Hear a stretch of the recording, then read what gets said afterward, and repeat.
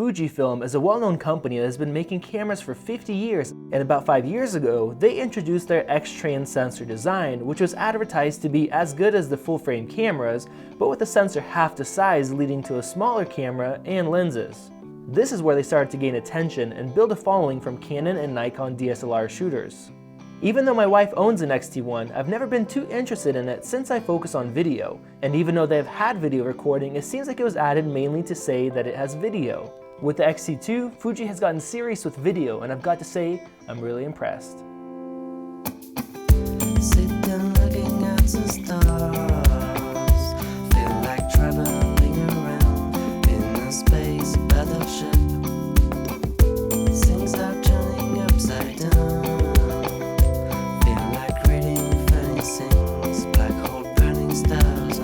Stories, sweet dreams and funny things, but the size of nightmare. Black flowers everywhere until the sun rises again.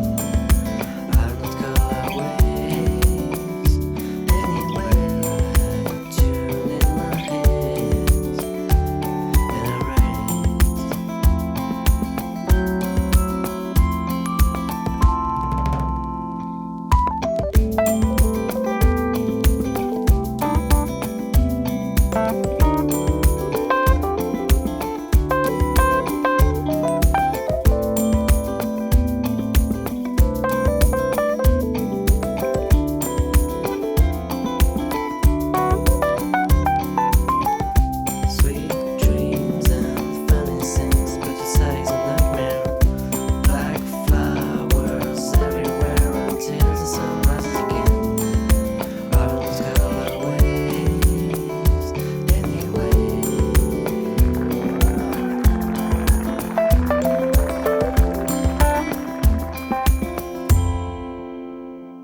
Before I get into this review, I want to mention that even though I will be talking about the photo side of things, the majority of this review will be focused on video since that's what I do.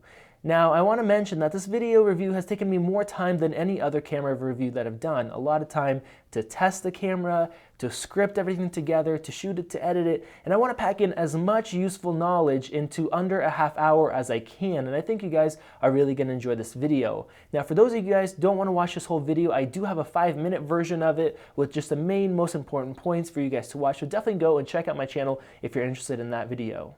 Now, I don't get paid by any camera companies, and I never have, so if you guys want to support the efforts that we do on this channel, you guys can use the links in the video description if you're going to buy one of these cameras or some accessories for it, or really anything else. That really helps us to be able to create more videos like this one. Now, along with that, if you guys want to support us on Patreon, you guys are welcome to do so, and we really appreciate it. You guys will get some extra bonus content for your support, so that's something you guys can get out of that. And along with that, if you guys want to see more videos like this one, make sure to hit that subscribe button and enable notifications so you guys don't miss out on future uploads.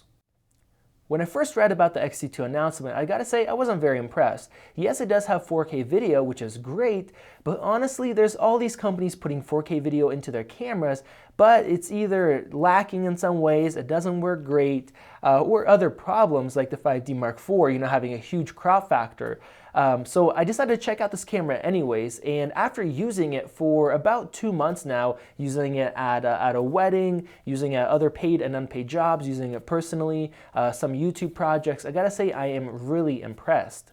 I've been using it with the grip, which I love, and I gotta say, if you're gonna be planning to be making money with this camera, that is a must-have, especially if you're shooting video. Now, along with that, I've used 2 native lenses and also a couple adapted lenses as well, so I'm gonna have those in the video description that you guys could check out. Starting off with build quality, the X-T2 is solid. It looks almost the same as the X-T1, but it's so much nicer. The buttons feel great and are a huge improvement from the X-T1. Some dials are easier to turn, while others are harder, preventing you from accidentally changing them. And the top dials could either be locked or unlocked instead of having to press them down to turn them. The camera feels great in the hand, especially with the added grip, which I'll talk about in a little bit. If you like old school dials with aperture control being adjusted on the lens, you're gonna love the X-T2. If you're used to DSLR controls, you can still change your shutter speed with the dials. With most Fuji lenses, aperture control is on the lens, but the smaller lenses are adjusted with a dial on the body. The X-T2 has added a dedicated video mode, which is great. As soon as you switch over, audio levels show up along with other video info on the screen, and you use the shutter button to start and stop recording. Another new addition is a focus joystick, which works great for photos and can be used during video to change your autofocus point, but it's not as easy as having a touchscreen. Speaking of the screen, it features a new hinge system that allows the screen to not only tilt up and down, but also to the right, which helps if you're shooting high or low portraits. It works well, but I would have preferred a flip-out screen, which is great to have when you're recording yourself like I am now, or I guess for taking selfies. The menu layout has also been changed from the X-T1, and it's a much better experience and is one of the better layouts on the market. Unlike the A6300's LCD screen, which is absolute garbage, literally the worst screen I've ever used, Fuji's is nice and sharp and gets really bright, which is also great for outside use. And it doesn't dim when shooting 4K video like the A6300's does. It also displays the video well on the screen, so manual focusing is easy, and I don't have to use focus peaking to tell what's in focus, even though it does have that feature. The EVF is also fantastic. It's large, bright, and has basically no noticeable lag. One feature I really wish they included is a touchscreen. Now that's not necessary for shooting photos, especially if you have a good joystick like the X-T2 does, but it is helpful to navigate through the menu and also to be able to zoom in on photos to check your focus. But for video, it's almost a necessity when you have a good autofocusing system. You can select subjects to track them, change your focus points, rack focus between objects, and you can also change your audio levels or autofocus type without having to shake the camera, so I really wish it had a touchscreen. A new big feature for the X-T2 is the dual card slots that support UHS 2 cards. These look like regular SD cards but have extra pins on the back, allowing for faster speeds, which help keep your buffer clear. This is a great thing to have when doing pro work, as you could either set it to use the second card once the first is full, or my favorite, backing up all your images onto the second card. A big disappointment is that this doesn't work in video mode. I've got to say that I was disappointed when I first heard about the grip that's needed to shoot longer than 10 minutes in 4K and longer than 15 minutes in 1080p. I thought Fuji was just trying to rip off its customers by forcing them to buy this grip, but honestly, now that I've had some time to use it, I think this is a genius idea. Big brands charge a fortune for camera grips, and usually all they do is make it more comfortable shooting portraits and hold an extra battery. The X-T2 grip holds 2 extra batteries, basically tripling your photo or video shooting time. It also boosts the camera's performance by drawing a bit of power from a second battery. This allows a shortened interval between shots, reduction in shutter lag, less viewfinder blackout, and an increase from 8 FPS to 11 FPS. Along with that, it keeps the camera running cooler since it first draws from the grip's battery, so Fuji upped the 4K limit from 10 minutes to 30. Batteries do get hot, and this is partially why Sony cameras have overheating issues. Now, I commend Fuji for limiting the camera to 10 minutes internally, and for those people who want to shoot longer clips, they could do so with the grip. This way, people aren't disappointed when they're buying a camera that can shoot 30-minute clips and the camera's overheating at 15 to 20 minutes. Now, if that wasn't enough, Fuji made excellent use of the free space in the grip for 2 great features. One being a headphone jack for monitoring audio, and the second a 9-volt 2-amp charging port, and yes, they included the charger. This allows you to charge 2 batteries in the grip at the same time, about 4 times faster than using a single battery charger. Now, the battery inside the camera won't charge when you're using the DC input, but this isn't a huge deal since the camera draws from the grip batteries first. So unless you have a full day shoot, you likely won't go through the first 2 batteries, and if you do, you could swap them out with the fresh set, keeping the internal batteries full. In the event that all 3 batteries are drained, you won't have to waste time removing the grip. Just plug in a USB cable into the body at the same time as you're charging the grip, and your internal battery will get charged as well. I think this is a genius idea, and I really hope that other companies follow Fuji. This allows you to lower the cost and the size of the camera body itself, and for power users or professionals, they can purchase the grip, allowing to get better performance, better battery life, and additional features. Now, I really wish Sony had this for the A6300, allowing me to get a headphone jack, get better battery life with it holding more batteries, and possibly solve that issue of 4K the screen dimming in 4K and also in 1080p modes because it doesn't have enough power, and also maybe limit the overheating because it'll draw from the batteries that are not inside of the body, along with all the other sensors, chips, and all that other tech. I really think this is a great idea, and I think Fuji made a very smart choice. Before I get into photo and video performance, I have to mention lenses. Fuji has a great lens lineup with some really fast, sharp primes and some good zooms. Fuji has nearly 30 lenses at reasonable prices, with most of them being excellent optically. Sony has about half of that in the APS-C lenses, with no 24-70 or 70-200 equivalents, meaning you have to buy their G Master lenses, which cost close to double and are larger and heavier than the Fuji lenses. Do you want a fast prime that will compete with full-frame images? Sorry, they max out at f1.8. Do you want a fast wide? Settle for the 20mm 2.8 like I did, or cough up $1,100 for a 24mm f1.8. Clearly, Sony wants you to move up to the $3,200 A7R II if you want a fast autofocusing camera with fast lenses. The X-T2 is a great photo camera. If you have an X-T1 or another older Fuji camera and are considering upgrading, stop considering. Seriously, go use the link in the video description so you're supporting this channel and buy the camera already. It is truly fantastic and you will not be disappointed, trust me. The X-T2 is an evolution from the X-T1, but compared to what other brands do, this seems like a revolution. Everything seems to be improved. Higher resolution sensor? Check. Better low light? Check. Improved dynamic range? Check. Much faster autofocusing? Check. Phase detection? Check. Now, like I mentioned, I didn't focus on stills, but I did have to do an autofocus test, which was one of my biggest letdowns of the X-T1, especially with their 56mm 1.2 lens. Doing my standard single focus point focus test, timing how long it takes to take 20 images with a large focus distance between two subjects, the X-T2 annihilated the X-T1. 16 seconds compared to 26. Both had the same accuracy with 2 out of the 20 images being slightly out of focus.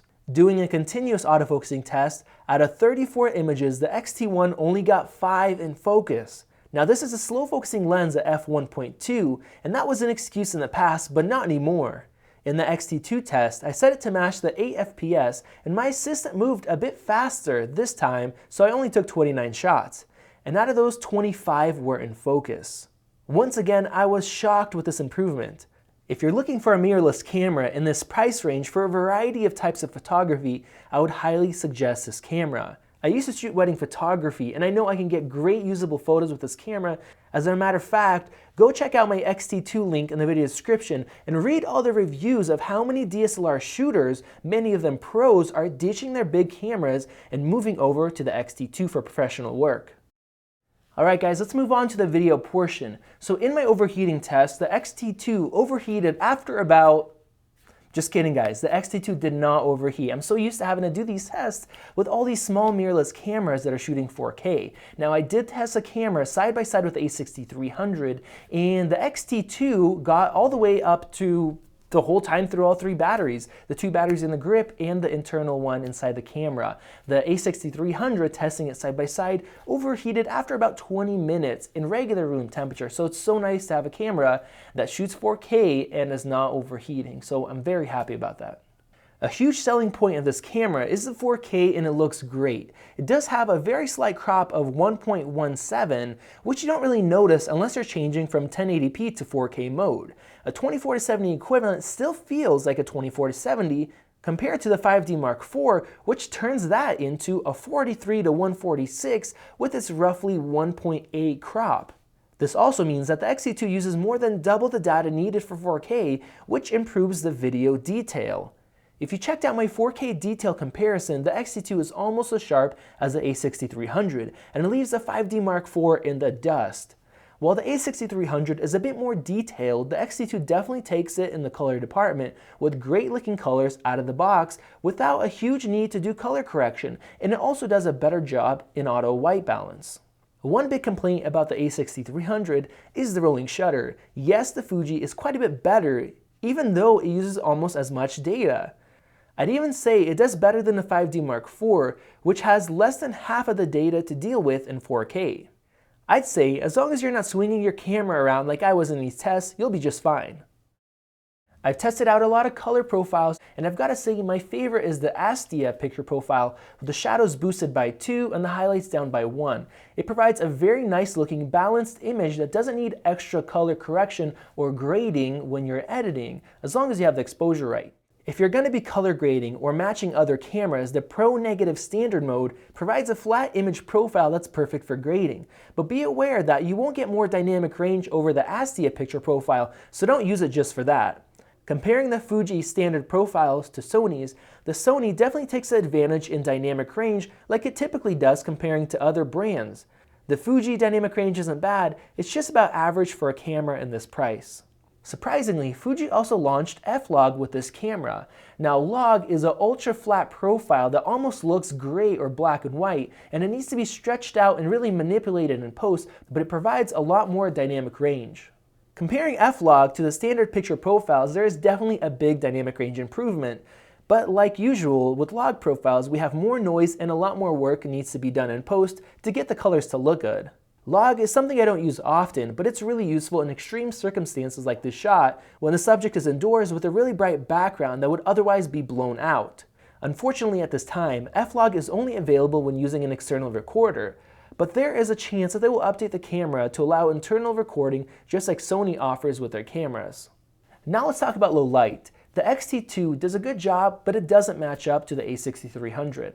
I think it's usable up to 3200 ISO, but this is a personal preference. Your sensitivity to noise in video could be lower or higher. To reference other cameras, my GH4 limit is 800, the NX1 I'm happy up to 1600, and the Sony A6300 I could use up to 6400 ISO.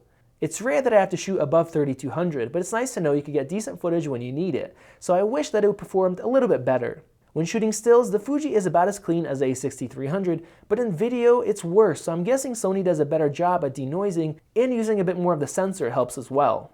Talking about low light, I have to mention exposure as well.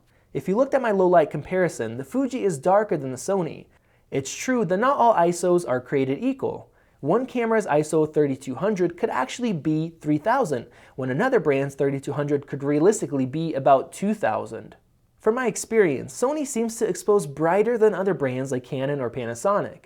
And this Fuji, including older ones from what I've read online, expose darker than average. What this means is if you're shooting at 3200 ISO with the Sony A6300, you have to be at about ISO 5000 on the Fuji to get a similar exposure.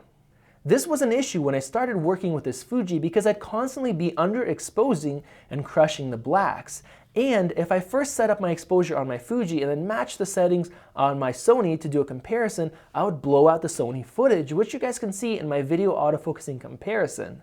I'm not sure if this is because of the X-Trans sensor or something else, and this isn't a deal breaker, but I did want to mention it. Now along with that, I found the exposure metering, at least in video mode, not to be as accurate as the Sony's, which doesn't help the cause of underexposing or overexposing your images.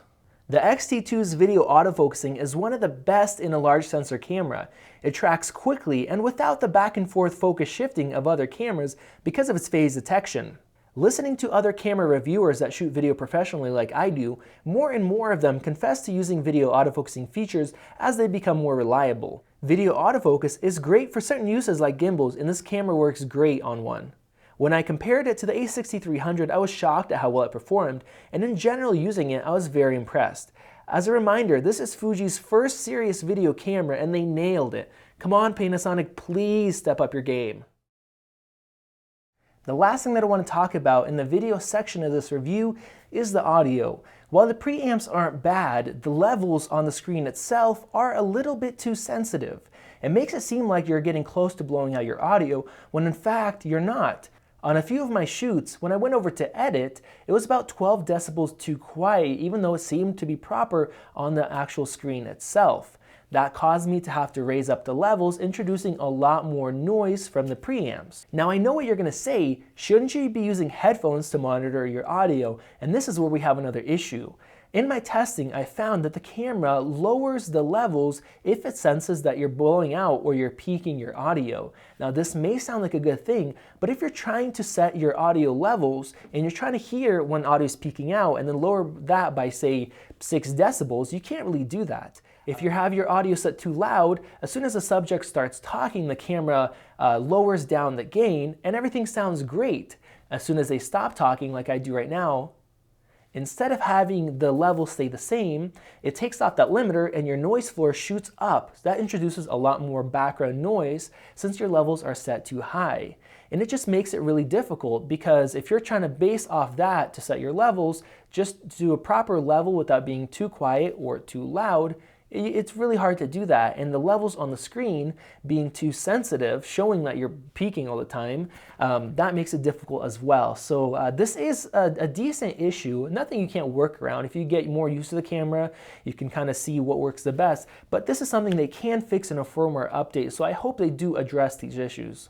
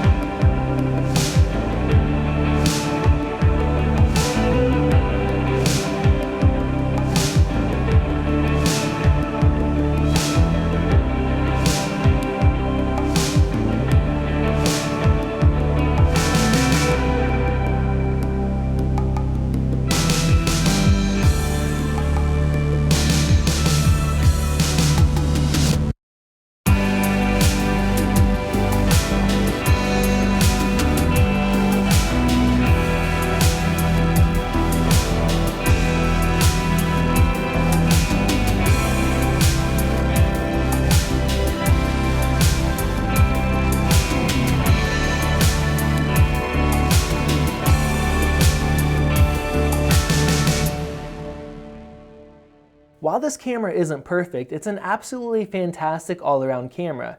Yes, it does have room to improve, but knowing Fuji will likely get some improvements and firmware upgrades. Some things like IBIS and a touchscreen can't be added, but it's not a deal breaker for most people. Like I said at the start, the X-T2 is such a great update to the X-T1. Fuji could have done half of what it did with the X-T2 and it would have been a successful update, but they didn't pull a Canon, and I love that. It's their first serious video shooter, and I think they knocked it out of the park. This thing could be used for professional video shoots, weddings, short films, etc. And as a photo camera, I think it may be the best APS-C mirrorless camera on the market. Honestly, I can't think of a better one. Yes, there are other cameras that beat it in specific areas, but as a whole, this thing is impressive. Honestly, forget that I said APS-C. This is one of the best mirrorless cameras on the market, and I couldn't blame you for choosing this over, say, an A7R II. Yes, I know, full frame sensor, IBIS, 42 megapixels, etc., but the X-T2 is half the price, has dual card slots, a faster autofocusing system, an impressive lens lineup, you can view your images right after you take them, and it's just an all-around fantastic camera. And if you don't have full frame fever, if you just want a camera that's going to do the job, it's going to get great images, and let you just focus on the image aspect, I think it's just a great all-around choice. Now, with all of that said, am I personally going to be buying this camera? No, I'm not going to. Now, this camera is actually from B&H. It's a loaner, and it's been due a good while ago, so I need to be sending this back. So a big shout out, thank you to B&H for making this review possible. And if you guys are going to buy one of these cameras, really consider getting it from them. They have great customer service, and it helps me to make more videos like this one. So thank you, B&H. The lenses, thank you, my wife, for letting me use them for far too long.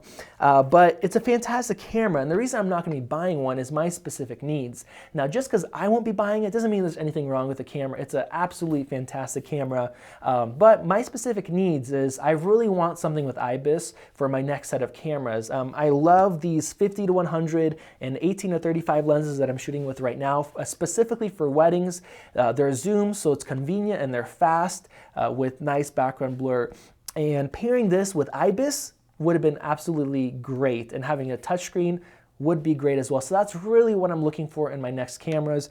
If the Fuji had IBIS, even if it didn't have a touchscreen, just IBIS, honestly, I probably would be having 3 of them, or at least ordered 3 of them, waiting for me to get them in the mail. So I'm not going to be buying them, and along with more serious video production, my next step is either getting an Ursa Mini, Kinfinity 5K Terra, or maybe a Red Raven for some more serious, bigger shoots, having better dynamic range and a more serious setup. So I'm not going to be buying an X-T2, maybe an X-T3, we'll see in the future. So that's me personally, because I know you guys are going to be asking about that.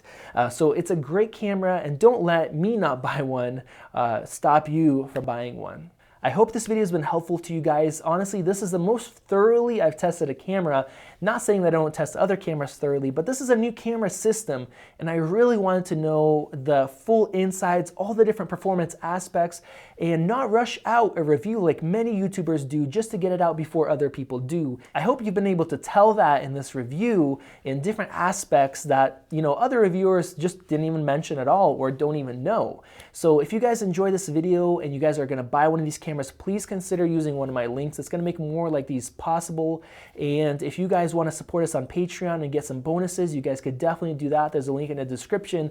And if you're not going to buy one or do whatever, and you just enjoy this video, or if it helped you make a choice, you guys can also support us on our main channel page. There's a little button where you guys can say, for example, buy a coffee equivalent or lunch or whatever you guys feel like it. And to be completely honest, I've turned down a couple big, good paying jobs in order to focus on this review. And so I would just really appreciate that. I want to keep making good videos that are helpful to you guys, that you guys enjoy. And of course, I enjoy doing this as well. So thank you guys. If you guys want to hit that like button, that would be great. And if you guys have any questions, like usual, ask in the comment section below. I'll do my best to answer those for you. And as always, you guys can hit that subscribe button and make sure to enable those notifications so YouTube doesn't filter out these videos like they do sometimes. So thank you guys for watching. I really appreciate it. You guys getting through all the way to the end here. Those of you guys who really want the best info on this camera. Thank you guys, and I will see you in the next video.